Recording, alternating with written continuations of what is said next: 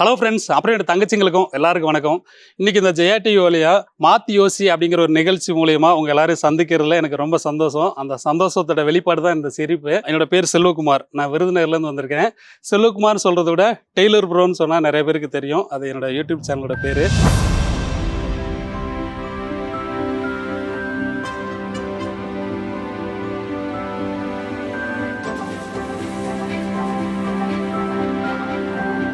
என்னோட குடும்பத்தை பற்றி நான் சொல்லணும்னா, எனக்கு ஒரு அண்ணன், ஒரு தங்கச்சி.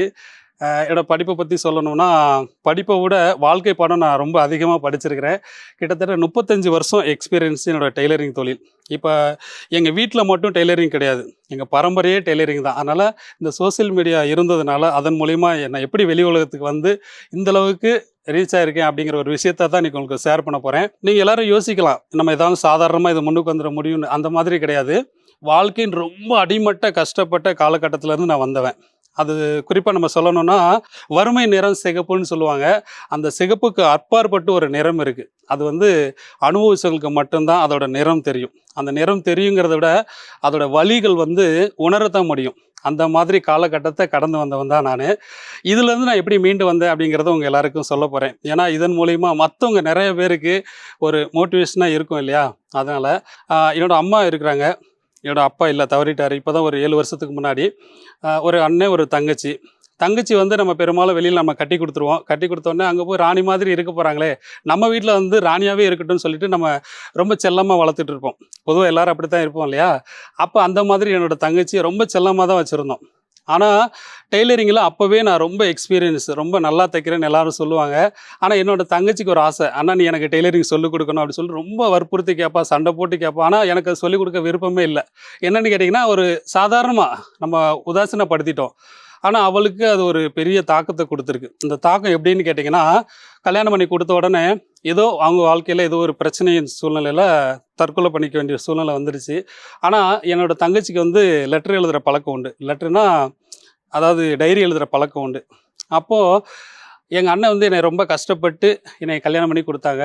ஆனால் அந்த வாழ்க்கையை விட்டுட்டு திரும்பி போய் அவங்களுக்கு கஷ்டத்தை கொடுக்க எனக்கு விருப்பம் இல்லைன்னு சொல்லிட்டு எழுதியிருக்கிறான். அப்போது எனக்கு அந்த நேரம் எனக்கு நல்லா புரிஞ்சிச்சு. அதாவது ஒரு டெய்லரிங் தொழில் நம்ம கற்றுக் கொடுத்துருந்தோம்னா, தன்னோட வாழ்க்கையை, தன்னோட பிள்ளைகளை பார்த்துக்கிறதுக்கு அது ரொம்ப சப்போர்ட்டாக இருந்திருக்கும். ஆனால் அதை நம்ம தவறிட்டோம். அந்த செல்லமாக வளர்த்தது மூலிமா அவங்களோட லைஃபுக்கு அடுத்த கட்டம், அதாவது யாரையும் நம்பாமல் தனித்து வாழ முடியும் அப்படிங்கிற ஒரு தைரியத்தை கொடுக்காமல் விட்டுட்டோம். அப்போ நம்ம இல்லைன்னா யாரையாவது சார்ந்து தான் வாழணும் அப்படிங்கிற ஒரு மாதிரி கொண்டு போயிட்டோம். அந்த மாதிரி சூழ்நிலை யாருக்கும் வரக்கூடாதுங்கிறதுக்கு தான் என்னோடய விருப்பம். அதை சொல்லிக் கொடுக்காதனால அவரோட வாழ்க்கை ஃபெயிலியர் ஆகிடுச்சு. ஒரு குடும்பத்தில் ஒரு தகப்பன் சரியில்லைன்னா அந்த குடும்பம் எவ்வளோ சீர்குலைஞ்சு போகும்னு நிறைய பேரோட வாழ்க்கையில் அனுபவப்பட்டிருப்பீங்க. அதில் நானும் ஒருத்தன். ரொம்ப ரொம்ப கஷ்டப்பட்டிருக்கோம். அந்த வறுமை கோட்டுக்கும் கீழே போய் ரொம்ப கஷ்டப்பட்டுருக்குறோம். இப்போ தான் இந்த காலகட்டத்தில் பார்த்திங்கன்னா, ஒரு மிஷின், ஒரு டெய்லரிங் மிஷின், ஒரு டேப்பு, சிஸ்டர் இருந்தால் போதும், நம்ம 2 ஜாக்கெட் தைச்சா சம்பாரிச்சிடலாம் அப்படிங்கிற மாதிரி ஈஸியாக சொல்லிடலாம். ஆனால் அந்த காலகட்டத்தில் எங்கள் வீட்டில் தையல் மிஷின் கிடையாது, சிஸ்டர் கிடையாது. ரொம்ப ஏழ்மை. ஒரு சின்ன ஒரு கூரை வீட்டில் தான் இருந்தோம். அப்போவே எங்கள் அம்மா பார்த்திங்கன்னா அருவாமனையில் தான் அந்த ஒரு ஜாக்கெட்லாம் மார்க் பண்ணி, சாக் பீஸில் மார்க் பண்ணி அருவாமனையில் கட் பண்ணி கையிலே ஜாக்கெட் தைப்பாங்க. கையிலே ஜாக்கெட் தைச்சி கொடுத்துட்டு 4 ரூபாயோ 5 ரூபாயோ தான் ஃபீஸ் அப்போ வாங்கியிருக்கிறாங்க. இது எனக்கு ரொம்ப வருஷமாக எனக்கு தெரியாது. அதாவது இப்போ நான் ரீச் ஆகிருக்கேன் இல்லையா, இந்தளவுக்கு வெளி உலகத்துக்கு தெரிஞ்சதுக்கப்புறம் அவங்களோட பழைய ஃப்ரெண்ட்ஸுங்கெல்லாம் என்கிட்ட பார்த்து பேசும்போது அப்போ சொல்லும்போது தான் எனக்கு தெரியுது, நீ என்னப்பா பெருசாக இப்போ தைச்சிட்ருக்கிற, உங்கள் அம்மா அந்த காலத்தில் கையிலே தைச்சி கொடுப்பாங்க. மிஷின் கூட கிடையாது, சிஸ்டர் கிடையாது. அருவாமனையில் கட் பண்ணி அந்த கையிலேயே தைச்சி ஜாக்கெட் அவ்வளோ சூப்பராக தைச்சி கொடுப்பாங்க அப்படின்னு சொல்லுவாங்க. அதை நம்ம நினச்சி பார்க்கும்போது நம்ம சாதித்தது ஒரு பெரிய விஷயமே கிடையாது அப்படின்ற மாதிரி என் மனசுக்குள்ளே இருக்கும். ஏன்னா எந்த நேரம் நம்ம அதாவது நைட்டு தூங்கிட்டு இருக்கும்போது எப்போ எழுந்திரிச்சாலும் சரி அவங்க தைச்சிக்கிட்டே இருப்பாங்க. ஏன்னா ஒரு குடும்பத்தில் ஒரு பெண் தன்னந்தனியாக உழைச்சி சம்பாரிச்சாதான் அந்த குழந்தைகளை காப்பாற்ற முடியும் ஒரு நல்வழியில் அப்படிங்கிறதுனால அதை ரொம்ப ஆழமாக ஒரு வைராக்கியமாகவே எடுத்துக்கிட்டாங்க. அவங்க வைராக்கியத்தை பார்த்து பார்த்து பார்த்து எனக்கும் ரொம்ப நம்மளும் இந்த தொழிலில் சாதிக்கணும் அப்படிங்கிறது. ஏன்னா படிப்பை தான் பாதியில் விட்டுட்டோம். தகப்பன் சரியில்லாத காலகட்டத்தில் படிப்பை பாதியில் விட்டுட்டோம். வாழ்க்கை கல்வி அப்படிங்கிறத நான் புஸ்தகத்தில் தான் பார்த்துருக்குறேன். ஆனால் அந்த வாழ்க்கை கல்வி அப்படிங்கிறத நடைமுறைப்படுத்தி பார்க்கும்போது நம்ம கண்டிப்பாக என்றைக்கோ ஒரு நாள் ஜெயிக்கணும் அப்படிங்கிறது ஆழமாக ஒரு சின்ன வயசுலேயே எனக்கு பதிஞ்சிருச்சு. ஏன்னா அந்த வறுமையின் வெளிப்பாடு. அப்போ நம்மளுக்கு யாருமே இல்லாத பட்சத்துக்கு நம்மளோட வாழ்க்கையை நம்ம தான் மேம்படுத்தி கொண்டு போகணும். நம்மளை நாமளே செதுக்கிக்கணும்னு சொல்லுவாங்க இல்லையா, அந்த மாதிரி அப்போவே என் மனசில் பதிஞ்சிருச்சு. ஒரு காலகட்டத்தில் என்னோட தங்கச்சி வந்து சூசைட் பண்ணி இறந்துட்டாங்க. அப்புறம் தான் எனக்கு புரியுது, நம்ம இந்த தொழிலை சொல்லிக் கொடுக்காதனால அவளோட வாழ்க்கை இப்படி ஃபெயிலியர் ஆயிடுச்சு. ஒருவேளை சொல்லி கொடுத்துருந்தா எப்படியும் வேற மாதிரி போயிருக்கலாம்.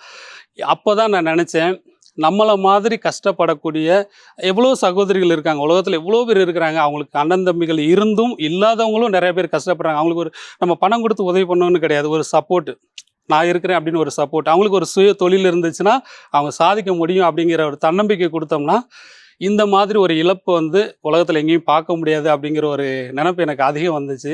அதுக்கப்புறம் தான் இந்த மாதிரி நம்ம தையல் தொழிலை நம்ம மட்டும் படித்தா போதாது. ஏன்னா ஆல்ரெடி நான் படிச்சிருந்தாலும் மற்றவங்களுக்கு சொல்லிக் கொடுக்கும்போது அவங்களோட வாழ்க்கை வந்து கண்டிப்பான முறையில் ஏதோ ஒரு வகையில் ஒரு சின்ன ஒரு தூண்டுதலாக நான் இருப்பேன். ஏன்னா எல்லாருக்குமே திறமைகள் இருக்கும் இல்லையா, அதை வெளிக்கொண்டு வர்றதுக்கு ஒரு சின்ன தூண்டுகோலாக யாருன்னா இருக்கணும், அந்த இடத்துல நான் இருக்கணும் அப்படின்னு ஆசைப்பட்டேன். இந்த டெய்லரிங் தொழிலை என்னோட சகோதரிக்கு சொல்லிக் கொடுக்க முடியாத பட்சத்துக்கு மற்ற சகோதரிகளுக்கு நான் எப்படி சொல்லிக் கொடுத்தேன் அப்படிங்கிறத இன்றைக்கி உங்களுக்கு சொல்ல போகிறேன். என்னென்னு கேட்டிங்கன்னா, இந்த டெய்லரிங் தெரிஞ்ச பட்சத்துக்கு இந்த சோசியல் மீடியா வர்றதுக்கு முன்னாடி சின்ன சின்ன கிராமத்துக்கெல்லாம் போய் நான் நேரடியாக வந்து கிளாஸ் எடுத்துகிட்டு இருந்தேன். நிறைய ஊர்களுக்கு நான் சின்ன அதாவது ஒரு படிப்பறிவு இல்லாத சகோதரிகள் நிறைய பேர் இருக்கிறாங்க. அப்போ நம்மளை மாதிரி கஷ்டப்படக்கூடியவங்களுக்கு சொல்லிக் கொடுக்கறதுக்கு யாருமே கிடையாது. அப்போ அவங்களுக்குலாம் நம்ம நேரடியாகவே போய் சொல்லிக் கொடுக்கணும், அவங்களுக்கு ஒரு வாழ்க்கையில் ஒரு முன்னேற்றத்துக்கு நம்ம ஒரு சின்ன தூண்டுகோலாக இருக்கணுங்கிறதுக்காக எல்லா கிராமத்துக்கும் நான் போயிட்டு இருந்தேன். அதாவது என்னோட சொந்த முயற்சியிலே.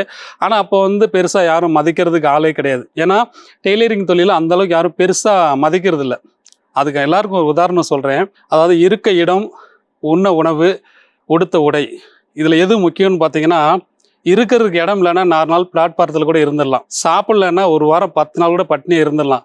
ஆனால் உடுத்த உடை இல்லாமல் 2 நிமிஷம் கூட உங்களால் ரோட்டில் நடக்க முடியாது. அந்த மாதிரி ஒரு உன்னதமான ஒரு கலை பணியை செய்கிறதுக்கு எவ்வளோ பெரிய சந்தோஷமாக இருக்கணும் அப்படிங்கிற விஷயம் நிறைய பேருக்கு தெரியல. அவங்க எல்லாருக்கும் புரிய வைக்கணும், இந்த தையல் தொழிலில் முன்னிறுத்தி கொண்டு போகணும் அப்படிங்கிறதுல நான் ரொம்ப வைராக்கியமாக இருந்தேன். ஏன்னா என்னையவே நிறைய பேர் கேட்பாங்க, தம்பி என்ன வேலை பார்க்குற அப்படின்னா, டெய்லரிங் வேலை பார்க்குறேன்னா, டெய்லரிங் வேலைலாம் பார்த்து நீ என்னப்பா சம்பாதிக்க போகிற அப்படின்னு ரொம்ப உதாசீனப்படுத்தி பேசுவாங்க. அதை நான் நிறையா பேரோட பேசி நான் காதில் கேட்டிருக்கிறேன். அதெல்லாம் மனசில் ஆழமாக பதிய வச்சுக்கிட்டு இந்த டெய்லரிங் தொழிலை எந்த அளவுக்கு உச்சத்துக்கு கொண்டு போக முடியுமோ அந்தளவுக்கு கொண்டு போகணும். இது யாருக்கெல்லாம் தேவைன்னு பார்த்தீங்கன்னா எல்லாருக்குமே தேவைப்படும். அதாவது கஷ்டப்படக்கூடிய ஒரு சகோதரிக்கு மட்டும்தான் என்று இல்லை, எவ்வளோ வசதிகள் இருந்தாலும் மைண்டு ஒரு ரிலாக்ஸ் வேணும் இல்லையா, அந்த மாதிரி ரிலாக்ஸ் வேணும்னு சொல்லக்கூடியவங்களுக்கு கூட இந்த தையல் தொழில் ரொம்ப சப்போர்ட்டாக இருக்கும். ஏன்னா இதில் வந்து அந்த அளவுக்கு ஒரு கவனத்தை வந்து அதிகமாக அதில் செலுத்த முடியும் இல்லையா. ஒரு கர்ப்பிணி பெண்ணு கூட பார்த்தீங்கன்னா அவங்க மைண்டு ரிலாக்ஸாக இருக்கணுங்கிறதுக்கு தான் அந்த தையல் சம்மந்தப்பட்ட விஷயங்களை வந்து அவங்களை அடிக்கடி செய்ய சொல்லுவாங்க. ஏன்னா கவனம் சிதறக்கூடாது, தேவையில்லாத ப்ரெஷர் எடுத்துக்கக்கூடாது அப்படின்ற மாதிரி. இப்போ குறிப்பாக என்னையே எடுத்து பார்த்தீங்கன்னா எனக்கு அதிகமாக ப்ரெஷர் இருக்கும். அந்த ப்ரெஷரை வந்து மாத்திரை போட்டு சரி பண்ணுறத விட நம்ம கவனத்தை வேறு பக்கம் அதாவது மாற்றி யோசின்னு சொல்கிறோம் இல்லையா, அந்த மாதிரி கவனத்தை சிதற விடணும். வேறு பக்கம் மாற்றிட்டோம்னா நம்மளோட ப்ரெஷர் ஆட்டோமேட்டிக்காக குறைஞ்சிருங்கிறத எனக்கு ஒரு டாக்டர் சொன்ன ஒரு யோசனை, ஒரு கவுன்சிலிங்கில் சொன்னாங்க. கவனத்தை ஒரே பிரச்சனையில் வைக்காமல் இன்னொரு பக்கம் கவனம் செலுத்தினீங்கன்னா அந்த பிரச்சனையிலேருந்து வெளியில் வர முடியும் அப்படின்னு சொல்லிட்டு, அப்படி ஒரு சிந்தனையை கொண்டு வந்தது தான் அந்த டிக்டாக் அப்படிங்கிற ஒரு ஆப். அதில் பார்த்தீங்கன்னா சின்ன சின்ன ஒரு 30 செகண்டில் நம்மளால் என்ன பண்ண முடியும், ஒரு காமெடி, ஒரு சின்ன டான்ஸ், ஒரு பாட்டு, இந்த மாதிரி பண்ணி நல்லா ரீச் ஆகிட்டு. ஆனால் ரீச்சுங்கிறது ரொம்ப பெரிய அளவில் கிடையாது, அது என்னோட மனசு திருப்திக்கு. ஏன்னா நம்மளுக்கு ஏதாவது ஒரு ஆறுதலான விஷயம் தான், இவர் எந்த ஒரு கெட்ட பழக்கம் நம்மளுக்கு கிடையாது.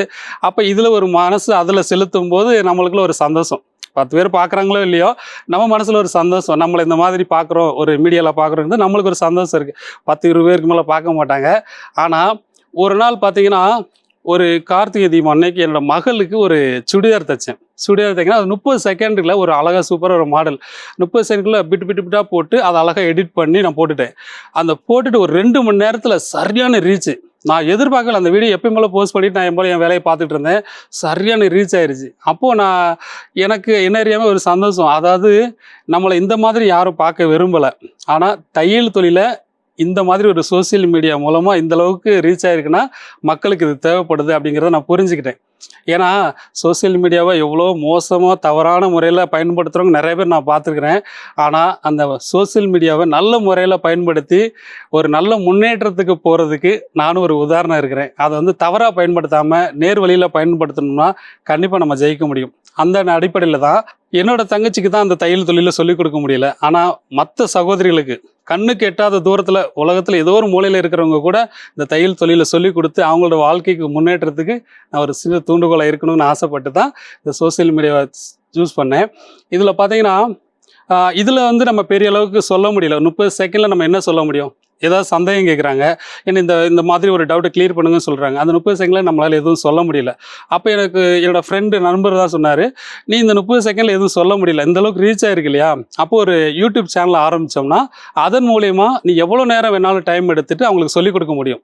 அப்போ நிறைய பேருக்கு போய் சேரும், இது உன்னோட கனவு நிறைவேறும் அப்படின்னு சொன்னாங்க. உண்மையிலே எனக்கு ரொம்ப சந்தோஷமாக இருந்துச்சு. நம்மளுக்கு அந்த நாலேஜ் இல்லைங்கிறதுனால அந்த டெக்னீஷியன் தெரிஞ்ச ஒரு குரூப்புக்கிட்ட போய் இந்த சேனலை எங்களுக்கு டெவலப் பண்ணி கொடுங்கன்னு சொல்லி கேட்டோம். உண்மையிலே அவங்க எங்களோட சேனலை ரொம்ப நல்லா ஹேண்டில் பண்ணி எனக்கு ஒரு பேரே வச்சு கொடுத்தாங்க. அதுதான் செல்வகுமார் அப்படிங்கிற பேர் என்னோட பேர். என்னோட கடையோட பேர் பார்த்தீங்கன்னா தேவகி ஃபேஷன் டிசைனிங், அப்படி என்னோட அம்மா பேர் தான். அதில் தான் நான் ரொம்ப வருஷமாக வச்சுருந்தேன். அதில் இருந்து டெய்லர் ப்ரோ அப்படிங்கிற ஒரு பேரை வந்து எனக்கு மாற்றி வச்சு கொடுத்தாங்க. அந்த டெய்லர் ப்ரோங்கிற பேரை வச்சு இந்த சேனல் ஆரம்பித்ததுக்கப்புறம் நிறைய சகோதரிகளுக்கு நான் சொல்லிக் கொடுக்குற விஷயங்கள் ரொம்ப ஈஸியாக போய் சேர்ந்துச்சு. ஈஸியாக போகிறதுக்கு காரணம் என்னென்னு கேட்டிங்கன்னா, ரொம்ப படித்தவங்களுக்கு புரிகிற மாதிரி நம்ம சொல்லக்கூடாது. இப்போது நான் படித்தேன்னா எனக்கு எந்த ஒரு வாத்தியாரும் சொல்லிக் கொடுக்கல, எந்த இடத்துல தையல் வகுப்புக்கும் நான் போகலை. ஒரு 12 வயசுலேயே நான் தையல் மிஷினில் உட்காந்துட்டேன். அப்போ 12 வயசில் உட்காந்தோன்னா யார் நமக்கு சொல்லிக் கொடுத்துருப்பாங்க? சின்ன சின்ன விஷயங்களாக படித்து எல்லாமே எனக்குள்ளே உள்ள திறமைகளை வெளியில் கொண்டு வந்தது பார்த்தீங்கன்னா என்னோட அம்மாவை சொல்லலாம். ஏன்னா அவங்க தான் எனக்கு இந்த டெய்லரிங் தொழிலை சொல்லிக் கொடுத்தது. அவங்க தான் குரு. இப்படி தான் தைக்கணும், இப்படி தான் பண்ணணுங்கிற விஷயத்த சொல்லிக் கொடுத்தாங்க. அதை அப்படியே நான் பிடிச்சிக்கிட்டேன். ஏன்னா நமக்கு வாழ்க்கைக்கு இது தான் வழிகாட்டி அப்படிங்கிற ஒரு விஷயம் நம்மளுக்கு ஆழமாக அப்பயே பதிஞ்சிருச்சு. ஏன்னா நம்மளோட குடும்ப சூழ்நிலை வந்து நம்ம எந்த வழியில் போனோம்னா நம்ம கஷ்டம் போகும் அப்படிங்கிறது அப்போவே மனசில் பதிஞ்சதுனால அதை நான் இறுக்கமாக பிடிச்சிக்கிட்டேன். அந்த தையல் தொழிலை நம்ம கற்றுக்கிட்டால் மட்டும் போதாது, மற்றவங்களுக்கும் சொல்லிக் கொடுக்கும்போது அவங்களோட கஷ்டத்தையும் நம்ம போக்கணும். நம்ம கஷ்டம் மட்டும் மறையக்கூடாது அப்படிங்கிற ஒரு சிந்தனை கொண்டு வந்து இந்த சோசியல் மீடியா, அதாவது இந்த யூடியூப் சேனல் மூலயமா நிறைய சந்தேகங்கள் எல்லாம் கிளியர் பண்ணேன். அதாவது சுத்தமாக படிப்பறிவே இல்லாத ஒரு நபர் கூட ஈஸியாக படிச்சுக்க முடியும். அந்த அளவுக்கு நான் தெளிவாக சொல்லிக் கொடுத்தேன். இதனால் எனக்கு நிறைய எதிர்ப்பெல்லாம் வந்துச்சு. என்ன நான் இருக்கிற ஊரில் இருந்தே, என்னடா நீ பெரிய டெய்லரு, நீ வந்து இவ்வளோ தூரம் சொல்லிக் கொடுத்தேன்னா வீட்டுக்கு வீடு டெய்லர் ஆகிட்டாங்க, அப்போ நீ எப்படி சம்பாதிப்ப, நான் எப்படி சம்பாதிப்பேன்ற மாதிரி பிரச்சனைகள் எதிர்ப்புகள்லாம் நிறையா வந்துச்சு. எனக்கு அதை பற்றிலாம் கவலையே கிடையாது. எல்லா எதிர்ப்புகளும் தாண்டி அந்த தொழிலை சொல்லிக் கொடுக்கும்போது அவங்கள அதாவது அதை பார்க்குறவங்களோட வாழ்க்கையில் ஒரு பிரகாசம் வரணும் அப்படிங்கிறதுல நான் ரொம்ப உறுதியாக இருந்தேன். ஏன்னா ஒன்றும் இல்லை, ஒரு உதாரணம் கூட ஒரு நண்பர் சொன்னார். ஒரு வாத்தியார் வந்து ஒரு ஸ்கூலில் அந்த பையன் படிக்கக்கூடாதுன்னு நினச்சான்னா அதில் அவங்க வாத்தியாரே கிடையாது இல்லையா?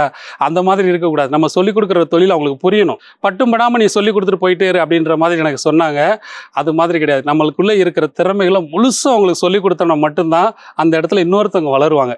நம்மளுக்கும் இன்னும் கொஞ்சம் அறிவு வளரும். ஏன்னா கட்டுறது கையளவு, கல்லாதது உலகளவுன்னு சொல்லுவாங்க இல்லையா? நம்ம படிக்க நிறைய விஷயங்கள் நம்ம மற்றவங்களுக்கு சொல்லிக் கொடுக்க முடியும். ஒரு வாத்தியார் எப்படி ஒரு ஏணி மாதிரி அவங்கள ஏற்றி விட்டுட்டு அழகு பார்க்குறாங்க இல்லையா? அந்த வகையில் நானும் ரொம்ப சந்தோஷப்படுவேன். ஏன்னா பெரும்பாலும் நம்ம சொல்லிக் கொடுக்குறவங்கள நம்ம பக்கத்துலேயே வச்சுக்கிட்டு அவங்க வேலைக்கு வச்சுக்கணும்னு நினைப்பாங்க. நான் அப்படி கிடையாது. அவங்களுக்கு சொல்லிக் கொடுத்து சொந்தமாக ஒரு கடை வைக்கணுங்கிறத நான் ரொம்ப ஆழமாக சொல்லிக் கொடுத்து அவங்கள அடுத்த நிலைக்கு கொண்டு போகணுன்னு தான் நான் நினைப்பேன். பொதுவாக எல்லாரும் ஒரு தையல் வகுப்பு படித்தாங்கன்னா அவங்ககிட்ட இருந்து ஒரு ஃபீஸ் வாங்கிட்டு தான் சொல்லிக் கொடுப்பாங்க இல்லையா? ஆனால் நான் வந்து அதுக்கு எதிர்மறையாக இருந்து, ஏன்னா கஷ்டப்படக்கூடியவங்களுக்கு நம்ம அந்த தொழிலை சொல்லிக் கொடுக்க போகிறோம், அதை இலவசமாக சொல்லிக் கொடுக்கணும்னு ஆசைப்பட்டேன். அந்த இலவசங்கிற பேர் வரக்கூடாதுங்கிறதுக்காக, ஏன்னா ஒரு தொழில் எந்த தொழிலாக இருந்தாலும் கற்றுக்கும் போது அதுக்கு ஒரு குரு தட்சணைன்னு சொல்லுவாங்க இல்லையா?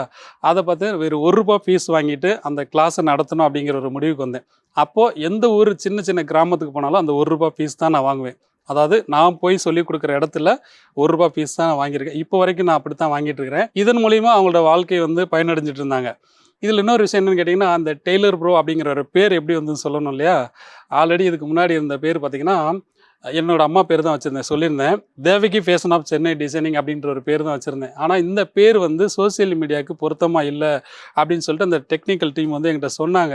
ஆனால் எனக்கு அந்த பேரை மாற்றுறதுக்கு எனக்கு அந்தளவுக்கு விருப்பம் இல்லை. ஏன்னா இவ்வளோ வருஷமாக இந்த பேர் தான் வச்சுருக்கிறோம், நம்ம அம்மாவோட பேர் வச்சுருக்கோம், இது எப்படி மாற்றுறது அப்படின்னு எனக்கு ஒரு குழப்பமாக இருந்துச்சு. நம்மளுக்கு யாருக்குமே இது ஒரு குழப்பம் இருக்கும் இல்லையா? நம்ம அம்மா பேர் எடுத்துகிட்டு வேறு பேர் வைக்கணும்னு தோணாது இல்லையா? அந்த மாதிரி நானே இருந்தேன்.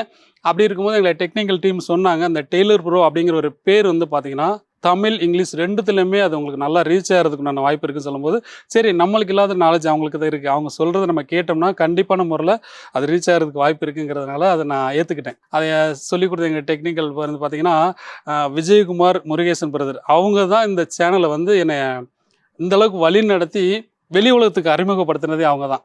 ஏன்னா மொத என்னை ஒரு கேமரா முன்னாடி நிற்க வச்சுட்டு இந்த மாதிரி விஷயங்களை பேச சொன்னாங்க. அதாவது இந்த டெய்லரிங் சம்மந்தப்பட்ட விஷயங்கள் நீங்கள் பேசுங்கன்னு சொல்லும்போது நான் அந்த இடத்துல இல்லை ஓடியே போயிட்டேன். ஏன்னா எனக்கு அதில் அனுபவம் கிடையாது.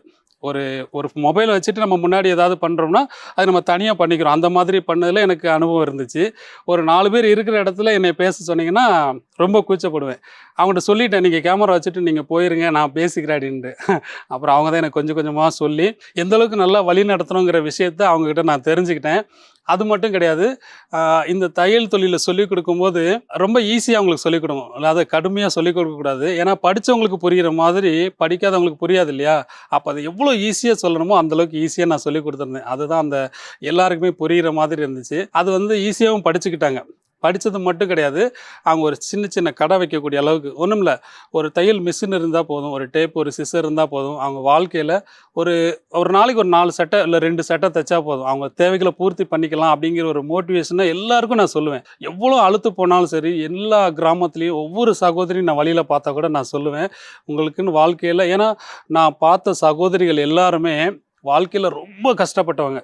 ஏன்னா நம்ம அந்த நிலைமையில வந்ததுனால அவங்க லைட்டாக சொல்லும் போது நமக்கு புரிஞ்சிடும்.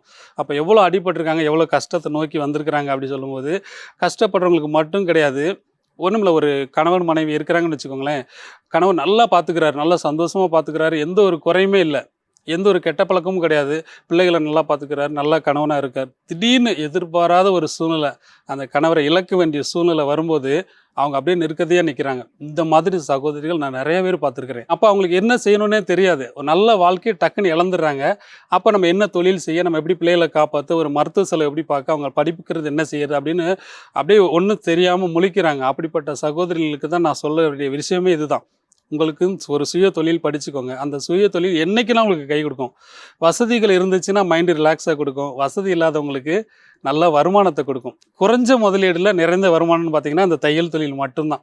இப்போ என்னையே எடுத்துக்கோங்களேன், ஆரம்ப காலகட்டத்தில் நான் வாங்கின தையக்கூலிக்கும் இப்போ வாங்குகிற நான் தையக்கூலிக்கும் எங்கேயோ இருக்குது. சொல்லுவாங்க என்னைய, இவன் பெரிய பெரிய காஸ்ட்லியான டெய்லர், ரொம்ப கூலி வாங்குறான் அப்படின்லாம் சொல்லுவாங்க. அதை பற்றிலாம் கவலையே கிடையாது. என்னோடய உழைப்புக்கு நான் தான் விலையை நிர்ணயிப்பேன். உனக்கு முடிஞ்சால் நீ தைச்சி வாங்கிக்க, இல்லைன்னா இல்லைன்ற மாதிரி ரொம்ப ஸ்ட்ரிக்டாக சொல்லுவேன். ஏன்னா அதுக்கேற்ற மாதிரி அவங்களோட தேவைகளை நம்மளும் பூர்த்தி பண்ணணும். அரைகுறையாக பண்ணி கொடுத்துட்டு அந்த கெட்ட பேரை வாங்குறத விட அவங்களோட தேவைகளை நல்லா பூர்த்தி பண்ணோம்னா நம்ம விலை நம்ம தான் நிர்ணயிக்க முடியும் இல்லையா? அதில் வந்து எந்த ஒரு குறைபாடு வராத அளவுக்கு தான் இப்போ வரைக்கும் நான் பண்ணியிருக்கிறேன். இதில் இன்னொரு விஷயம் என்னென்னு கேட்டிங்கன்னா, இந்த 1 கோடி டெய்லர்களை உருவாக்கணும்னு சொல்லி ஒரு இலக்கு நோக்கி பயணிக்கிறேன் இல்லையா? அது எதனாலன்னு கேட்டிங்கன்னா, வீட்டுக்கு ஒரு டெய்லர் இருக்கணும். அவங்களோட தேவைக்கு இருக்கிறவங்களும், 2வது தன்னோட வருமானத்துக்கு ஒரு வீட்டில் ஒரு சகோதரி வந்து டெய்லராக இருந்தாங்கன்னா, தன்னோட நல்ல கணவர் இருந்தால் கூட அவங்களுக்கு ஒரு சப்போர்ட் பண்ணக்கூடிய அளவுக்கு அங்கே தையல் தொழில் உதவியாக இருக்கும். அப்படிங்கிறதுனால தான் இது எல்லா சகோதரிகளுக்கும் கொண்டு போய் சேர்த்தேன். அது சொல்லிக் கொடுக்குற விதமும் கொண்டு போய் சேர்க்குற விதமும் தான் இந்த சோசியல் மீடியா தான், இந்த யூடியூப் மூலிமா அவங்க எல்லாருக்கும் கொண்டு போய் சேர்த்துருக்கேன். அப்படிங்கிறத நான் ரொம்ப சந்தோஷமாக தெரியப்படுத்திக்கிறேன். ஏன்னா கண்ணுக்கு எட்டாத தூரத்தில் இருக்கவங்களுக்குலாம் இதை நம்ம புரிய வைக்கிறது வந்து இதன் மூலியமாக தான் தெரிய வைக்க முடியும். அதில் எனக்கு ரொம்ப சந்தோஷம். அது வந்து ஒவ்வொரு ஊர்லேயும் போய் நம்ம கிளாஸ் எடுக்கும்போது பார்த்திங்கன்னா ஒரு 20 பேர் 30 பேர் அவ்வளோதான் வருவாங்க. ஏன்னா அவங்களுக்கு வந்து ஆர்வம் இருந்தாலும் அவங்களுக்கு நேரம் கிடைக்கல, அதுக்கு உண்டான வழிமுறைகள் தெரியல, ஒரு மிஷின் கூட இல்லாமல் எவ்வளோ பேர் கஷ்டப்படுறவங்க நான் பார்த்துருக்குறேன். தனக்குன்னு ஒரு சுய தொழிலை கற்றுக்கணும்னு ஆசைப்படுறவங்களுக்கு சொல்லிக் கொடுக்க ஆள் இல்லை. அப்போ நான் முடிவு பண்ணேன், ஒவ்வொரு ஊர்லேயும் போகும்போது ஒரு சமுதாய கூடமோ இல்லை ஒரு கல்யாண மண்டபமோ ஏதாவது ஒன்று அரேஞ்ச் பண்ணேன். என்னோடய சொந்த செலவில் என்னால் முடிஞ்ச அளவுக்கு எந்த அளவுக்கு பண்ண முடியுமோ அந்த அளவுக்கு எல்லா சகோதரிகளும் முன்கூட்டியே வர வச்சு அவங்களுக்கு நான் கண் முன்னாடி தச்சு காமிச்சு அவங்களுக்கு எவ்வளோ எளிமையாக சொல்லிக் கொடுக்க முடியும். ஏன்னா ஒவ்வொருத்தவங்களோட சந்தேகம் பார்த்திங்கன்னா வித்தியாசமாக இருக்கும். அதுக்கேற்ற மாதிரி நம்மளும் மாற்றி அவங்களோட சிந்தனைக்கு ஏற்ற மாதிரி புரிகிற மாதிரி சொல்லணும் இல்லையா? ஒரு கணக்கை வந்து டக்குன்னு ஒரு கால்குலேட்டர் படித்தவங்க கால்குலேட்டரில் போடுவாங்க, மைண்டில் கூட போடுவாங்க. ஆனால் டக்குன்னு மனக்கணக்கு போடணும்னு நிறைய பேருக்கு தெரியாது. இப்போ நானே எடுத்துட்டிங்கன்னா டக்குன்னு போட மாட்டேன். அப்பத்துலேருந்து இப்போ வரைக்கும் பார்த்தீங்கன்னா இந்த இன்ச் டேப்பை டபுளாக மடித்து அந்த மாதிரி சொல்லி டக்குன்னு சொன்னும்போது எல்லாருக்குமே புரியும். நம்ம சுற்று வட்டாரத்தில் உள்ள ஆளுகளுக்கு மட்டும் சொல்லிக் கொடுத்தா போதாதுங்கிறத மீறி உலகத்தில் உள்ள எல்லாருக்கும் சொல்லிக் கொடுக்கணும் அப்படிங்கிற ஒரு விஷயத்தை கொண்டு வந்தோம் இல்லையா? அப்போ நம்ம எந்த ஒரு ஃபீஸும் வாங்காமல் அவங்களுக்கு அந்த ₹1 ஃபீஸ் வாங்கி அந்த தையல் தொழிலை நான் சொல்லி கொடுத்துட்டு இருந்தேன். இதில் சொல்லிக் கொடுக்கறது மட்டும் கிடையாது, நிறையா பேர் வந்து சொந்தமாக கடை வச்சுட்டாங்கங்கிறது தான் என்னோட வெற்றிக்கு அடையாளமே. ஏன்னா நம்ம சொல்லிக் கொடுக்குற விஷயம் அவங்களுக்கு அதோட முடிஞ்சிடக்கூடாது. அவங்க வாழ்க்கைக்கு ஒரு முன்னேற்றத்துக்கு ஒரு படிக்கலாக இருக்கணும். அதை தொடர்ந்து அவங்களோட வாழ்க்கை வந்து சீராக அமையணும் அப்படிங்கிற ஒரு நோக்கத்தில் தான் நம்ம சொல்லிக் கொடுக்குறோம். சொல்லிக் கொடுக்குற விதம் அவங்களுக்கு ரொம்ப ரீச் ஆகி நல்லா புரியக்கூடிய அளவுக்கு நான் சொல்லிக் கொடுத்ததுன்னு அடையாளம் தான் லட்சக்கணக்கான சகோதரிகள் வந்து சொந்தமாக கடை வச்சிருக்கிறாங்க. அதெல்லாம் ரொம்ப பெருமையாக சொல்லிக்கிறேன். ஏன்னா இந்த வாழ்க்கையில் எல்லாருக்குமே ஒரு லட்சியம் வேணும் இல்லையா? இப்போ நம்ம ஒரு இலக்கை நோக்கி பயணிக்கிறோம்னு நினச்சோம்னா அதை மனசில் ஆழமாக பதிய வச்சுக்கிட்டு அந்த இலக்கை நிச்சயமாக அடையணும் அப்படிங்கிற ஒரு வெறிய மனசில் வச்சுட்டோம்னா, ஏன்னா நம்ம அவ்வளோ தாக்கத்தில் இருந்திருக்கோம், அவ்வளோ கஷ்டத்தில் இருந்திருக்கிறோம். அந்த கஷ்டத்தோட வெளிப்பாடு தான் மற்றவங்க கஷ்டப்படக்கூடாது அப்படிங்கிற ஒரு உணர்வு நம்மளுக்கு வரும். அந்த ஒரு உணர்வில் தான் எல்லா சகோதரிகளுக்கும் அந்த தொழிலை சொல்லிக் கொடுக்கணும். அது குறிப்பாக பெண்களுக்கு தான், ஆண்களுக்கும் தேவைப்படும், ஆனால் அதிகபட்சமாக பெண்களுக்கு தேவைப்படுங்கிறதுனால தான் அந்த சகோதரிகளுக்கு சொல்லிக் கொடுக்குறேன். ஏன்னா என்னோட தங்கச்சிக்கு சொல்லிக் கொடுக்காத ஒரு விஷயம், அந்த இழப்பு மற்ற யார் வீட்லேயும் வரக்கூடாது அப்படிங்கிறதுல நான் ரொம்ப கவனமாக இருந்தேன். ஏன்னா இழந்துட்டோம்னா திருப்பி அதை அடையவே முடியாது இல்லையா? ஏன்னா வாழ்க்கையில் எல்லாரோட வாழ்க்கையிலேயும் ஒரு கஷ்டம் இருக்குது. அந்த கஷ்டத்தை மீறுறதுக்கு சுயமாக ஒரு தொழில் தேவை. அது தையல் தொழிலில் இருந்ததுன்னா ரொம்ப பெஸ்ட்டாக இருக்கும் அப்படிங்கிறது என்னோட எண்ணம். ஏன்னா எந்த ஒரு முதலீடுமே கிடையாது, அதிக வருமானம், அவங்கள தேவைகளை பூர்த்தி பண்ணிக்கக்கூடிய அளவுக்கு ஒரு சந்தோஷமும் நிரந்தரமான ஒரு சந்தோஷம் கிடைக்கும். தற்காலிகமாக இருக்கிறத விட நிரந்தரமான ஒரு சந்தோஷம். ஏன்னா அந்த தையல் தொழிலுக்கு முடிவே கிடையாது, ரிட்டையர்மெண்ட்டே கிடையாது, கடைசி வரைக்கும் தச்சுக்கிட்டே இருக்கலாம். நம்ம நினைக்கல எவ்வளோ ரெடிமேட்ஸ்லாம் வந்துருச்சு, எவ்வளோ ரெடிமேட் வந்தாலும் அந்த பெண்களை பொறுத்த வரைக்கும் அந்த ஜாக்கெட், அதாவது தன்னோட உடல் அமைப்புக்கு ஏற்ற மாதிரி கரெக்டாக போடணும்னு ஆசைப்பட்டாங்கன்னா அதுக்கு தைச்சி தான் போட முடியும். ரெடிமேடில் தாங்கி போட்டாங்கன்னா அந்தளவுக்கு அவங்களுக்கு திருப்தியாக இருக்காது. அதனால அந்த தையல் தொழில் என்றைக்குமே கை கொடுக்கும். அதை நோக்கி பயணிக்கணும் அப்படிங்கிறது அந்த இலக்கில் நான் ரொம்ப மும்முரமாக இருந்தேன். ஆரம்பத்தில் கொஞ்சம் பேர் சொல்லி கொடுத்துட்டு இருந்தேன் இல்லையா? அப்புறம் நான் வெளி உலகத்துக்கு, அதாவது விருதுநகரை தாண்டி மதுரை, திருச்சி, அப்புறம் சென்னை, அதாவது திருச்செந்தூர், அப்படி ஒவ்வொரு மாவட்டமும் போய் நம்ம கிளாஸ் எடுக்க ஆரம்பிச்சுட்டு இருந்தேன். ஆனால் ஃபஸ்ட்டு ஒரு 500 பேர் வந்தாங்க, அப்புறம் 1000 பேர் வந்தாங்க, அப்புறம் 1500. அதாவது ஒரு நாள் கிளாஸ் நம்ம எடுத்தோம்னா 1500 2000 பேர் வந்து முன்பதிவு பண்ணுறாங்க. அப்போ அந்த அளவுக்கு அந்த தையல் தொழில ஆர்வமாக இருக்கிறாங்கங்கிறத நான் தெரிஞ்சுக்கிட்டேன்.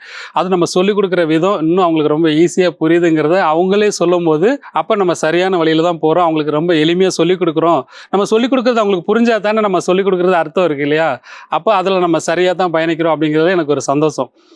இந்த மாதிரி சகோதரிகள் பூராமே சொந்தமாக கடை வைக்கிற பட்சத்துக்கு நம்ம அந்த 1 கோடி டெய்லர்களை உருவாக்கணும் அப்படிங்கிற ஒரு இலக்கு வச்சிருக்கிறேன் இல்லையா? அந்த இலக்கை நோக்கி இப்போ நான் பயணிச்சுட்டு இருக்கிறேன். என்னோட வாழ்நாள் சாதனையாக இது இருக்கணும்னு நான் நினைக்கிறேன். என்னோட ஆயுள் காலம் எவ்வளோ இருக்கோ எனக்கு தெரியாது, ஆனால் அந்த 1 கோடி டெய்லர்களை உருவாக்கணுங்கிறதுல ரொம்ப தீவிரமாக இருக்கிறேன். அதில் நான் ஒரு நாள் பின்னடைவு பண்ணுறதே கிடையாது. ஏன்னா என்னோடய சொந்த முயற்சியில், சொந்த உழைப்பில் தான் ஒவ்வொரு ஊர்லேயும் ஒவ்வொரு மாவட்டத்துலேயும் போய் ஒரு கல்யாண மண்டபத்துலேயோ இல்லை ஒரு காலேஜ்லேயோ போய் நான் கிளாஸ் எடுத்துகிட்டு இருக்கிறேன். அதில் நிறைய செலவுகள் இருக்குது. ஒவ்வொரு வகுப்பும் ஒவ்வொரு நாள் எடுக்கும்போது பார்த்தீங்கன்னா நீங்களே தாராளமாக, அதாவது எல்லாரும் கணிக்க முடியும். ஒரு 1000 பேர் 2000 பேர் வந்தாங்கன்னா அவங்களுக்கு சாப்பாடு, டீ செலவு, மற்றபடி இதர செலவுகள் நிறையா இருக்குது. அவங்களுக்கு ஒரு நாள் வகுப்பு எடுக்கணும்னா அப்போ எந்த மாதிரி அதை மேனேஜ் பண்ணணும் அப்படிங்கிறது எல்லாருக்கும் தெரியும்.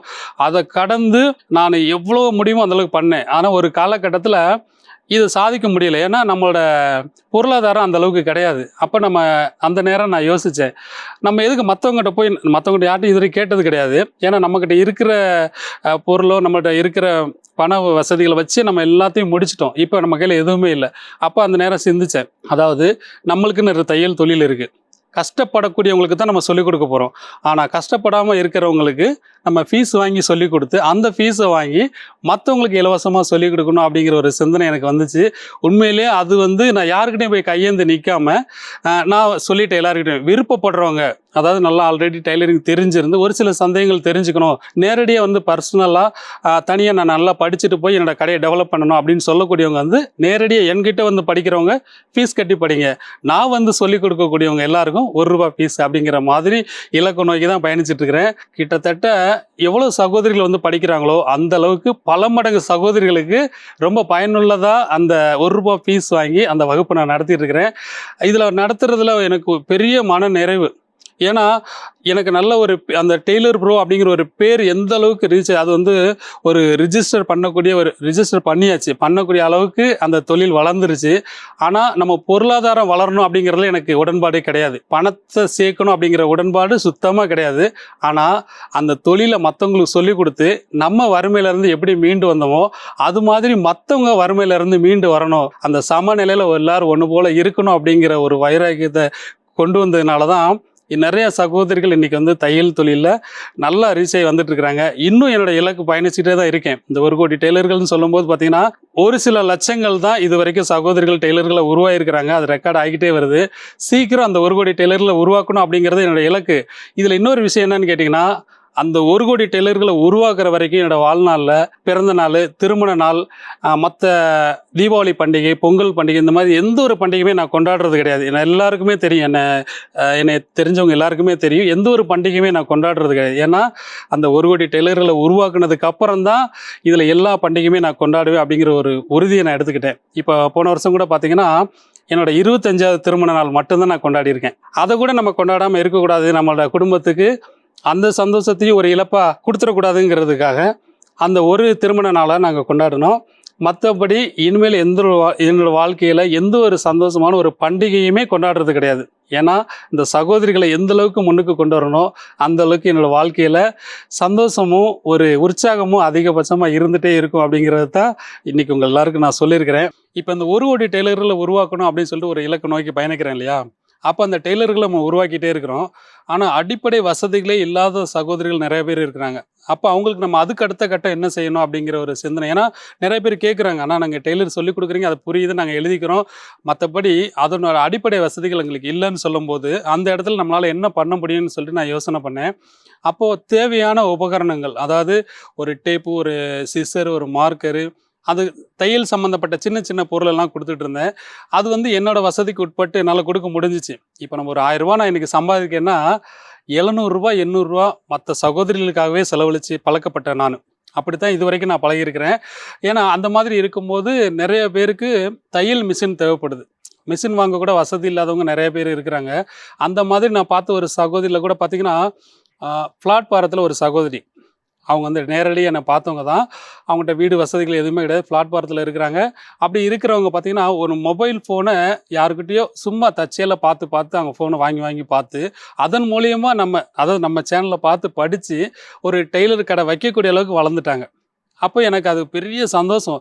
அப்போது இந்த மாதிரி ஒரு சின்ன ஒரு உதவி நம்ம பண்ணினோம்னா அவங்க வாழ்க்கைக்கு பெரிய ஒரு கை கொடுத்த மாதிரி இருக்கும். அதை வச்சு அவங்க வாழ்க்கை பயணத்தை சீராக கொண்டு போயிடுவாங்கன்னு சொல்லிட்டு என்னால் முடிஞ்ச வரைக்கும் நிறையா சகோதரிகளுக்கு ஒரு தையல் மிஷின் எல்லாருக்கும் வாங்கி கொடுத்துருந்தேன். ஆனால் என்னோடய வசதிக்கு உட்பட்டு வாங்கி கொடுக்க முடியும்னா அது முடியாத காரியம். அப்போ என்னோடய பரம்பரை சொத்தான பரம்பரை பூர்வீகத்தை வீட்டையே நான் விற்று ஒவ்வொரு ஊர்லேயும் ஒவ்வொரு மாவட்டத்திலும் நான் கிளாஸ் எடுத்தேன். நிறையா சகோதரிகளுக்கு சொந்தமாக கடை வச்சு கொடுத்தேன். இது சொல்கிறது ஒரு பெருமையான விஷயம் கிடையாது. ஆனால் என் மனசுக்குள்ளே ஒரு மன நிறைவு, என்னால் முடிஞ்ச அளவுக்கு நான் பண்ணிட்டேன் அப்படிங்கிற ஒரு மன நிறைவு இருந்துச்சு. ஏன்னா அதன் மூலியமாக நிறைய பேர் கடை வச்சுருந்தாங்க. குறிப்பாக மாற்றுத்திறனாளிகள் அவங்க என்கிட்ட நேரடியாக சொல்கிறது, ஆனால் நீங்கள் நிறைய இடத்துல கிளாஸ் எடுக்கிறீங்க, ஆனால் அந்த கூட்டத்தில் எங்களுக்குன்னு முன்னுரிமை கொடுத்தீங்கன்னா இன்னும் கொஞ்சம் நல்லாயிருக்கும் அப்படின்னு சொல்லிட்டு கேட்டாங்க. மாற்றுத்திறனாளிகள் மட்டும் கிடையாது, திருநங்கைகளும் சேர்த்து. ஏன்னா எல்லா மாவட்டத்துலேயும் அவங்க எல்லாருக்குமே நான் முன்னுரிமை கொடுத்து தான் வச்சுருந்தேன். அந்த கூட்டத்தில் அவங்களால ஒரு சில விஷயங்களை அனுசரித்து போக முடியாத ஒரு மனப்பக்குவம் அவங்களுக்கு இல்லை. ஏன்னா அவங்க எல்லாருக்கும் நல்லா தெரியும், மாற்றுத்திறனாளிகளுக்குன்னு அவங்களுக்குன்னு ஒரு இடம் வேணும், அங்கே பீஸ்ஃபுல்லாக உட்கார அளவுக்கு இடம் வேணும். அப்புறம் திருநங்கையில் அந்த கூட்டத்துக்குள்ளே அவங்க இருந்து நம்ம படிக்கணும் அப்படிங்கிற ஒரு கவனத்தை சிதறக்கூடிய அளவுக்கு கேலி கிண்டல் அந்த மாதிரி சூழ்நிலாம் இருக்கும்போது அவங்களுக்குன்னு தனி வகுப்பு நான் ஆரம்பித்தேன். திருநங்கையில் தனியாக படிச்சுட்டு இருக்கிறாங்க. அது மாதிரி மாற்றுத்திறனாளிகளும் நேரடியாக படிக்கக்கூடியவங்களுக்கு நான் ஃபீஸ் வாங்குறது கிடையாது. அந்த ₹1 ஃபீஸ் தான். அவங்களுக்கும் என்னால் முடிஞ்ச அளவுக்கு ஒரு தையல் தொழில் கடை வைக்கக்கூடிய அளவுக்கு என்ன முடியுமோ அதை பூரா நான் இப்போ வரைக்கும் நான் செஞ்சிட்ருக்கிறேன். இதை பார்த்தீங்கன்னா சப்போஸ் என்னை நேரடியாக பார்க்க வர்றவங்களா இருக்கட்டும், சப்போஸ் நான் வெளியில் எங்கேயாவது வேறு ஊருங்களுக்கு போக வேண்டிய இடம் இருந்தால் கூட என்கிட்ட எப்போயுமே அந்த டெய்லரிங் சம்மந்தப்பட்ட அந்த ஸ்கேலு, மார்க்கரு, டேப்பு இதெல்லாம் இருந்துக்கிட்டே இருக்கும். என்னை சந்திக்கக்கூடிய ஒவ்வொரு சகோதரிகளும் அந்த டெய்லரிங் சம்மந்தப்பட்ட விஷயத்தை ஏதாவது ஒரு சின்ன ஒரு பொருளை கிஃப்டாக கொடுக்கறது என்னோடய வழக்கம். இப்போ வரைக்கும் நம்மளுக்கு சாப்பாட்டுக்கு இருக்கோ, நம்ம சேர்த்து வச்சுருக்கோம், பணம் இருக்குது அப்படிங்கிற விஷயத்தெல்லாம் தாண்டி நம்மளுக்கு இருக்கோ இல்லையோ அவங்களுக்கு ஏதோ ஒரு சின்ன ஒரு பயனடையக்கூடிய ஒரு விஷயத்தை கொடுத்தோம்னா அவங்களுக்கு ரொம்ப ஒரு பெரிய சந்தோஷமாக இருக்கும். நம்மளும் இந்த தையல் தொழிலை சாதிக்க போகிறோம், அதுக்கு ஒரு சின்ன ஒரு மோட்டிவேஷன், ஒரு சந்தோஷமாக இருக்கும் இல்லையா? அந்த துறையை சார்ந்தவங்க ஒரு சின்ன ஒரு அன்பளிப்பு கொடுக்கும்போது அது ஒரு முன்னேற்றத்துக்கு முதல் படி வைக்கிறதுக்கு ஒரு ஆர்வமாக இருக்கும். அந்த விஷயத்த நான் இப்போ வரைக்கும் செஞ்சுட்ருக்கிறேன். அது எனக்கு ரொம்ப சந்தோஷம். அது மாதிரி பார்த்தீங்கன்னா ஒரு முன் வச்ச கால பின் வைக்கக்கூடாது அப்படிங்கிற ஒரு சிந்தனை நல்லா வச்சுக்கோங்க. மாற்றி சிந்திக்கிறோம், அதாவது நம்மளுக்கு ஒரு சிந்தனை இருக்கும் இப்படி தான் செய்யணுங்கிறது. அதை செய்யும்போது அது ஃபெயிலியர் ஆயிருங்கிறது நிறைய பேருக்கு தெரியும். இந்த விஷயத்த செஞ்சால் ஃபெயிலியர் ஆகிடும் தெரியும். அப்போ தெரிகிற பட்சத்தில் நம்ம மாற்றி யோசிக்கணும், இந்த விஷயத்தை இப்படி மாற்றி பண்ணோம்னா நம்மளால் சாதிக்க முடியும் அப்படிங்கிற ஒரு விஷயத்த செஞ்சிங்கன்னா கண்டிப்பான முறையில் அது சக்ஸஸ் ஆகும். அது தனிப்பட்ட முறையில், அதாவது தனித்துவமாக இருக்கும், மற்ற எல்லாருக்குமே முன்னுதாரணமாக இருக்கணும். தையல் தொழிலை யாரும் உதாசீனப்படுத்தக்கூடாது. ஏன்னா ரொம்ப வாழ்க்கையில் அத்தியாவசிய தேவை இந்த தையல் தொழில். ஏன்னா அந்த தையல் தொழில் இல்லைன்னா எல்லாரோட பாடம் எப்படி இருக்கும்? எல்லாரோட பாடம் காட்டுவாசிகளாக தெரிய வேண்டியதான். அதனால் தையல் தொழில் அது தொழில் கிடையாது, ஒரு கலை. அதை கற்றுக்கணும்னு நினச்சாலே நம்ம மனசில் ஒரு உற்சாகம் கிடைக்கும். அதை தொடர்ந்து நீங்கள் கற்றுக்கிட்டு உங்களோட வாழ்க்கையில் முன்னுக்கு வரணுங்கிறதுனால தான் நான் பயணிச்சுட்டு இருக்கிறேன். இந்த விஷயங்கள் பார்த்தீங்கன்னா, ஒவ்வொரு ஊர்லேயும் போய் நான் வகுப்பு எடுக்கும்போது எல்லாரும் சொல்கிற விஷயம், நீங்கள் சொல்லக்கூடிய இந்த தையல் வகுப்பு எங்களுக்கு பெரிய சப்போர்ட்டாக இருக்குது, நான் சொந்தமாக கடை வச்சுட்டேன் அப்படின்னு சொல்லிட்டு ஒவ்வொரு ஊருக்கும் எங்களுக்கு இன்விடேஷன் கொடுப்பாங்க. நிறையா ஒரு சில ஊருக்கு போக முடியும், ஒரு சில ஊருக்கு போக முடியாது. அவங்களுக்கு வாழ்த்து சொல்லிடுவேன். உண்மையிலேயே எனக்கு அது பெரிய சந்தோஷம். இவ்வளவு தூரம் இந்த இலக்கை நோக்கி நான் பயணிக்கும்போது மற்றவங்களுக்கு ரொம்ப யூஸ்ஃபுல்லாக இருக்குது. நம்ம மட்டும் சொல்லிக்கிட்டு இருந்தோம்னா அது பிரயோஜனம் இல்லை. அவங்க எதிர்மறையில் படிச்சுட்டு வந்து நம்மக்கிட்ட நேரடியாக உங்களால் நான் இந்த அளவுக்கு முன்னுக்கு வந்துட்டேன் அப்படின்னு சொல்லி, இப்போ ஒன்றும் இல்லை, இதை இப்போ சொன்னேன். ஒரு சகோதரி அந்த வீடியோவை பார்த்து தையல் பழகி மிஷின் வாங்கிட்டாங்க, சொந்தமாக கடை வச்சுட்டாங்க. கடை வச்சுட்டு என்னை நேரடியாக வந்து சந்தித்தாங்க. அப்போ அந்த விஷயத்தெல்லாம் சொல்லும்போது எனக்கு உண்மையிலே அதை விட பெரிய சந்தோஷம் நமக்கு எதுவுமே கிடையாது. நம்ம எதை நோக்கி பயணிக்கிறோமோ அது அந்த இலக்கில் சரியான பாதையில் போயிட்டுருக்கோம் அப்படிங்கிறத நான் நல்லா புரிஞ்சுக்கிட்டேன். புரிஞ்சுக்கிட்டதுனால தான் இன்னும் நான் நிறைய பேருக்கு சொல்லிக் கொடுக்கணும் அப்படிங்கிற ஒரு ஆர்வத்தில் அந்த மாற்றி யோசிக்கணும் அப்படிங்கிற ஒரு சிந்தனைக்கே வந்தேன். எல்லாரும் சொல்லிக் கொடுக்குற மாதிரி சொல்லிக் கொடுக்கக்கூடாது, வித்தியாசமான முறையில் எல்லாரும் படிக்கலாம், எல்லாருக்கும் புரியணும், அந்த மாதிரி விதத்தில் சொல்லிக் கொடுத்து தான் இந்த அளவுக்கு முன்னேற்றத்துக்கு வந்து இன்றைக்கி உங்கள் முன்னாடி இங்கே நிற்கிறேன். இந்த ஜெயா டிவி மூலயமா அவங்க எல்லாருக்கும் இந்த தகவலை சொல்கிறதுக்கு காரணமே அந்த மாற்றி யோசித்த ஒரு சிந்தனை தான். எல்லா விஷயத்துலையுமே பொதுவாக நம்ம இப்படி தான் செய்யணும், இப்படி தான் செய்யக்கூடாதுங்கிறத தவிர்த்து நம்ம மனசுக்கு தெரியும், இப்படி செஞ்சோம்னா ஜெயிக்க முடியும் அப்படிங்கிற ஒரு சிந்தனை இருக்கு இல்லையா? அதை நோக்கி பயணிக்கும் போது கண்டிப்பான முறையில் வாழ்க்கையில் ஜெயிக்கலாம் அப்படிங்கிறத எல்லாருக்கும் தெரியப்படுத்திக்கிறேன். சுய தொழில் எல்லாருக்கும் தேவைங்கிறத நான் சொல்லியிருக்கிறேன் இல்லையா? அதில் தையல் தொழில் நீங்கள் தேர்ந்தெடுத்தீங்கன்னா வாழ்க்கையில் உங்களுக்கு என்றைக்குமே தோல்வி கிடையாது. இப்போ நம்ம வாழ்க்கையில் ஜெயிக்கணும்னு நினச்சிருப்போம் இல்லையா? எல்லாருக்கும் ஒரு மனசில் ஒரு ஆசை இருக்கும், நம்ம வாழ்க்கையில் ஜெயிக்கணும், நம்மளை இப்படி அவமானப்படுத்திட்டாங்க, நம்ம இந்த இடத்துல ஒரு அசிங்கப்படுத்திட்டாங்க, நம்ம வாழ்க்கையில் ஜெயிக்கணும் அப்படிங்கிற ஒரு வைராக்கியம் இருக்கும் இல்லையா? வைராக்கியம் இருக்கிறது பெருசு இல்லை, ஆனால் நம்ம வாழ்க்கையில் தோக்கக்கூடாது. நம்ம ஜெயிக்கணும்னு அவசியமே கிடையாது. நான் பல டைம் நான் சொல்லியிருக்கிறேன், வாழ்க்கையில் நம்ம ஜெயிக்கணும்னு அவசியமே கிடையாது. ஜெயிச்சிட்டோன்னா வாழ்க்கை முடிஞ்சு போயிடும் இல்லையா? நேராக அப்புறம் எங்கே போக முடியும்? ஜெயிச்சிட்டோம்னா வாழ்க்கை முடிஞ்சிடும். அது கிடையாது. வாழ்க்கையில் தோக்கவே கூடாது. நம்மளோட கண்ணீர் வந்து பார்த்திங்கன்னா நம்ம தோத்துட்டோம் அப்படிங்கிற ஒரு அடையாளத்தை வெளிக்கொண்டு வந்துடும். அப்போ வாழ்க்கையில் எந்த ஒரு சகோதரிகளும் கண்ணீரை வெளிவிட்டுறாமல் மனசுக்குள்ளேயே வச்சு ஒரு வைராக்கியத்தை ஏற்படுத்திக்கோங்க. அப்போ நம்ம வாழ்க்கையில் ஜெயிக்கிறோமோ இல்லையோ தோக்க மாட்டோம். தோக்கலைனாலே தலை நிமிர்ந்து நடக்கலாம் இல்லையா? அதனால் இந்த தையல் தொழிலை தேர்ந்தெடுத்துக்கோங்க அப்படின்னு நான் சொல்கிறது வழக்கம். ஏன்னா இந்த 35 வருஷம் எக்ஸ்பீரியன்ஸில் நான் நிறையா வேலைகள் பார்த்துருக்குறேன். இந்த தையல் தொழிலை வந்து நான் ஒரு நாள் கைவிட்டதே கிடையாது. ஆனால் மற்ற எல்லா வேலைகளும் பார்த்துருக்குறேன். கிட்டத்தட்ட நான் ஒரு 10 வருஷம் மெக்கானிக்காக கூட நான் இருந்திருக்கிறேன். விருதுநகர்லேருந்து சிவகாசிக்கு 29 கிலோமீட்டர் சைக்கிளில் தான் நான் போவேன். கரெக்டாக 2.5 மணி நேரம் ஆகும். காலையில் 6 மணிக்கு கிளம்புனா அங்கே போய் சேர்றது கரெக்டாக 8:30 மணிக்கு உள்ளே என்ட்ரி ஆகணும். அவன் ரிட்டர்ன் வரும்போது பார்த்தீங்கன்னா 9 மணிக்கு தான் முடியும். அந்த 9 மணிக்கு மேலே திருப்பி நான் சைக்கிளில் வருவேன். கிட்டத்தட்ட நான் 2.5 வருஷம் அந்த மாதிரி நான் வந்தேன்.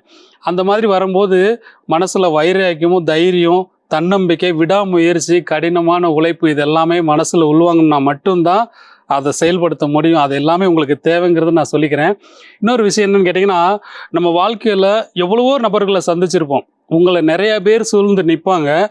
நீங்கள் அசிங்கப்பட்டாலும் சரி, அவமானப்பட்டாலும் சரி, எவ்வளவோ பிரச்சனைகளுக்கு நடுவில் நின்னாலும் சரி, ஒவ்வொருத்தவங்க ஒவ்வொருடைய யோசனைகள் சொல்லுவாங்க, சிந்தனைகள் சொல்லுவாங்க. ஆனால் உங்களுக்குன்னு ஒரு தனி சிந்தனை இருக்கும். எல்லாரும் சொல்கிறதையும் கேட்டுக்கோங்க, யாரையும் உதாசீனப்படுத்தக்கூடாது, எல்லாரும் சொல்கிறதையும் காதில் வாங்கிக்கோங்க.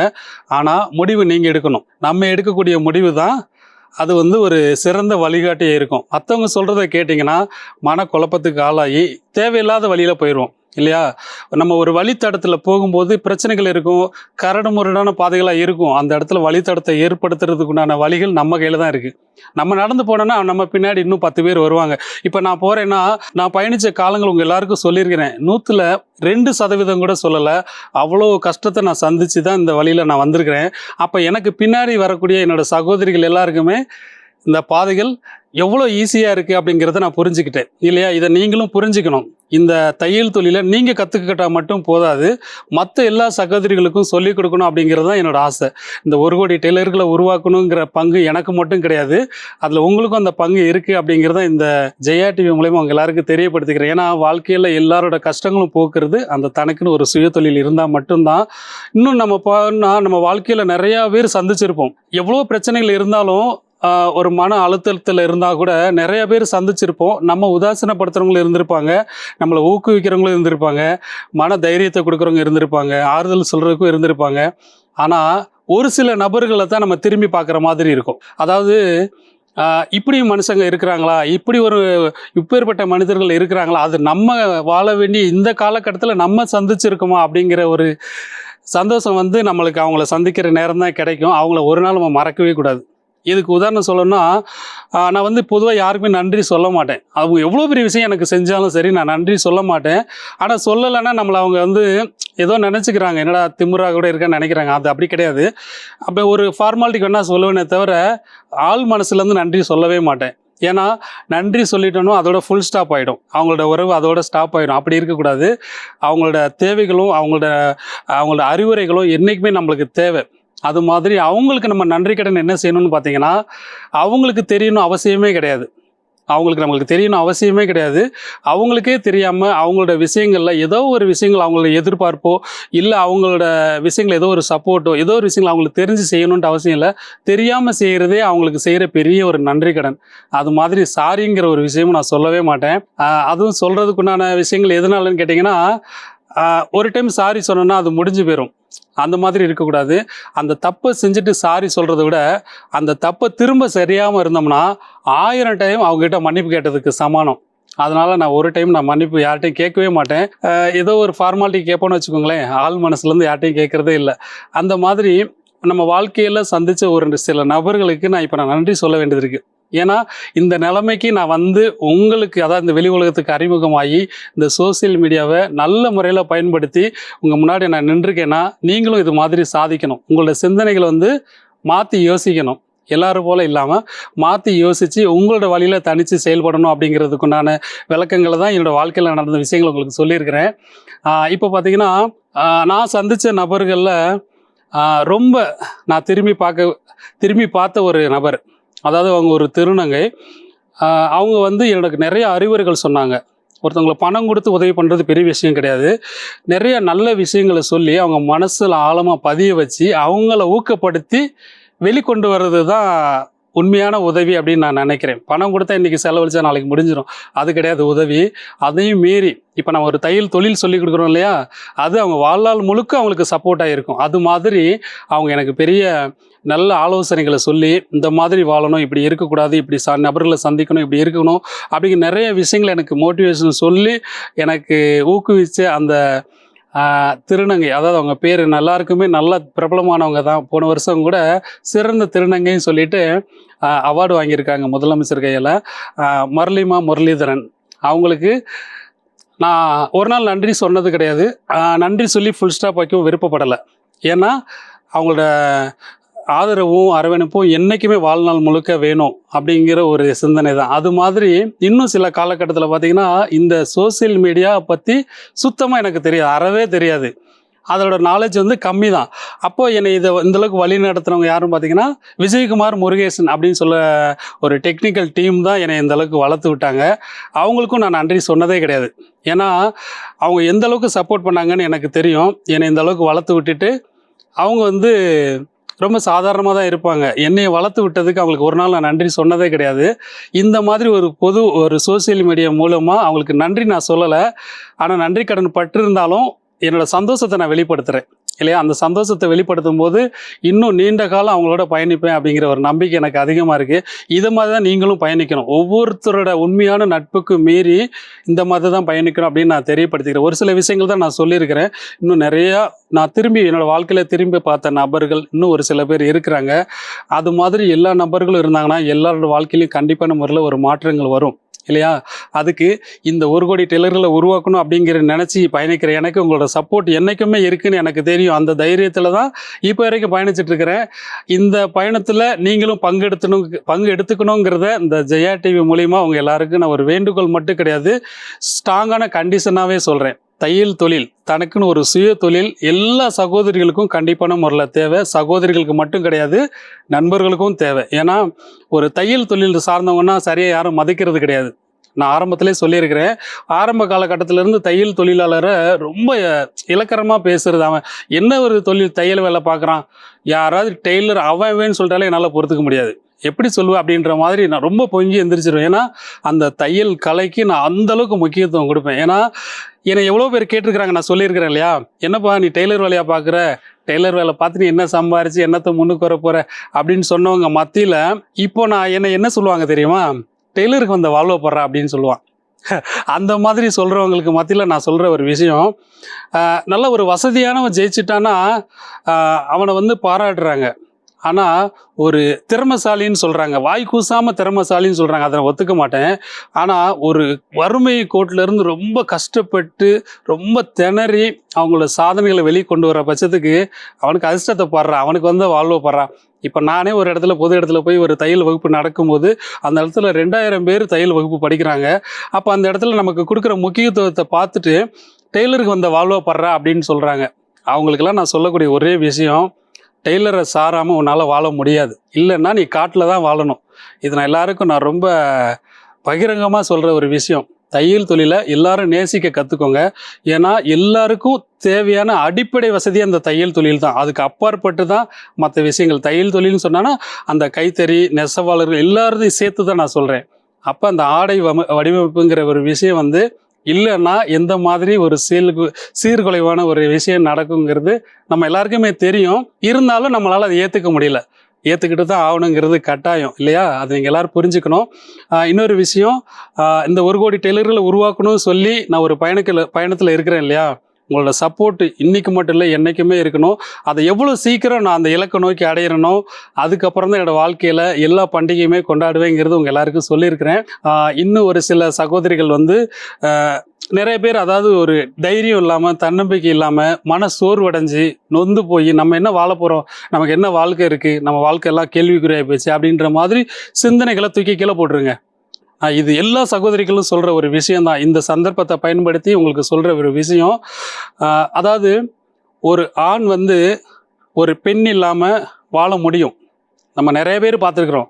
குறிப்பு ஒன்றும் இல்லை, என்னோட தங்கச்சி இறந்த காலகட்டத்தில் என்னோட தங்கச்சி மாப்பிள்ளையே இன்னொரு கல்யாணம் முடிச்சுட்டு அவன் நல்லா தான் இருக்கிறான் இல்லையா. இது வந்து ஒரு உதாரணம் சொல்கிறேன். ஆனால் ஒரு ஆண் இல்லாமல் ஒரு பெண்ணால் சாதிக்க முடியும். நிறைய தைரியமும் தன்னம்பிக்கை அந்த பெண்ணுக்கு தான் அதிகம் உண்டு. அந்த ஒரு விஷயத்த நான் நிறைய டைம் சொல்லியிருக்கிறேன்.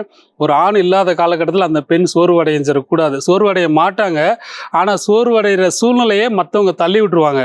அந்த ஒரு சூழ்நிலை வராத அளவுக்கு உங்களுக்குள்ள ஒரு வட்டத்தை போட்டுக்கிட்டு நம்ம ஜெயிக்கிறோமோ இல்லையா, தோக்கக்கூடாது, நம்ம பிள்ளைகளை படிக்க வைக்கணும், நம்மளை உதாசீனப்படுத்துறவங்க மத்தியில் நம்ம உயர்ந்து காட்டணும் அப்படிங்கிற ஒரு சிந்தனையை கொண்டு வாங்க. இந்த வாரம் முழுக்க உங்கள் எல்லாருக்கும் என்னோட வாழ்க்கை பயணத்தை நான் சொல்லியிருக்கிறேன்.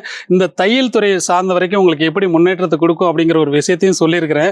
இது உங்கள் வாழ்க்கையில் எந்த அளவுக்கு பயனுள்ளதாக இருக்குங்கிறத நீங்கள் தெரியப்படுத்துங்க. உண்மையிலே உங்கள் எல்லாருக்கும் ரொம்ப யூஸ்ஃபுல்லாக இருந்திருக்குன்னு நினைக்கிறேன். இந்த வாய்ப்பை கொடுத்த ஜெயா டிவிக்கு என்னுடைய நன்றியை, சந்தோஷத்தை நான் வெளிப்படுத்துறதுல ரொம்ப பெருமைப்படுறேன். நன்றி.